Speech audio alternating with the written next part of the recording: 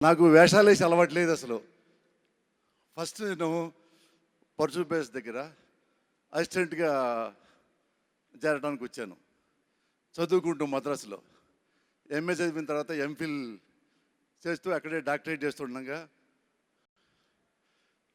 అసిస్టెంట్గా చేసి అవకాశం వస్తే రైటర్ అవుదాం అనుకున్నా.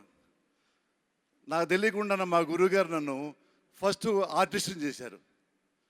పర్చూ బేస్ ఫిల్మ్ డైరెక్ట్ చేశారు, మా తెలుగు తల్లి. అందులో చాలా బెస్ట్ వేషం నాకు ఇచ్చారు. గుర్తుందా సార్ మీకు? అక్కడ నుంచి బి గోపాల్ గారి దగ్గర మళ్ళా డైరెక్షన్ డిపార్ట్మెంట్లో చేరా. బి గోపాల్ గారు కూడా వేషం ఇచ్చారు అశ్వత్థామలో. తర్వాత బి గోపాల్ గారు 20 ఏళ్ల కిందటే సెకండ్ లీడ్ వేషం నాకు ఖైదీ ఇన్స్పెక్టర్లో తమిళ్ ఆనంద్ వేశాడు. ఆ వేషం నాకు ఇవ్వడానికి మురళి నువ్వు బాగా చేయాలంటే నాకు యాక్టింగ్ రాదు సార్, నేను రాసుకుంటున్నానంటే కాదు ఆ వేషం చేయమని చాలా అడిగాడు. ఎప్పుడు వేషం వేయలేదు. అదృష్టం రైటర్గా ఒక ఇన్నింగు, డైరెక్టర్గా ఒక ఇన్నింగు, ఆర్టిస్ట్గా థర్డ్ ఇన్నింగ్ చేస్తున్నాను.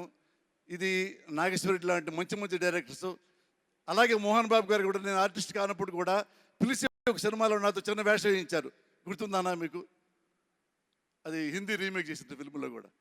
అలాగే తెలియకుండా చాలామంది నాకు ఆర్టిస్ట్ కాకముందే నాకు వేషాలు ఆఫర్ చేశారు. దేవుడి దయ, పరిశ్రమ ఆదరించింది. నాకు వన్ ఆఫ్ ద బిజియెస్ట్ ఆర్టిస్ట్గా నాకు స్థానం ఇచ్చారు.